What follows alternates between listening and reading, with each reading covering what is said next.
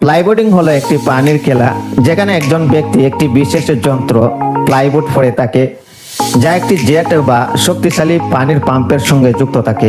এই যন্ত্রটি পানির প্রবল জেটের মাধ্যমে তাকে উপরে তুলে ধরে আবার নিচেও নামিয়ে দেয়। আধুনিক রোমাঞ্চকর এক ধরনের জলক্রিয়া যা উচ্চগতি পানির চাপ ব্যবহার করে একজন মানুষকে পানির উপর দিয়ে উঠতে, ভেসে থাকতে এবং ডাইভ দিতে সক্ষম করে। প্লাইবোর্ডিং হলো একটি এক্সট্রিম স্পোর্ট যা 2012 সালে ফরাসি উদ্ভাবক ফরাঞ্চি জাপাটা আবিষ্কার করেন। এটি মূলত একটি ফুটার বোট বা সদৃশ যন্ত্র। একজন ব্যক্তি তার পায়ে পড়ে থাকেন এবং এটি পানির জেটের মাধ্যমে মানুষকে আকাশের দিকে তুলে নিয়ে যায়। প্লাইবোর্ড একটি জেট বোটের মতো দেখতে, যাতে দুটি জেট নজেল থাকে প্রতিটি পায়ের নিচে।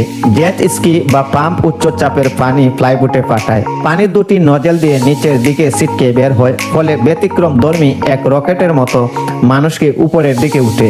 ভারসাম্য ধরে রাখতে শরীরের ভঙ্গি বা পা নিয়ন্ত্রণ করা লাগে। এটি সাধারণত সাগর, হ্রদ বা বড় জলাশয়ে দেখা যায়। থাইল্যান্ড, দুবাই, মায়ামি, মালদ্বীপ, কক্সবাজার পর্যটন কেন্দ্রীয় এলাকায় এটি একটি জনপ্রিয় হয়ে উঠেছে।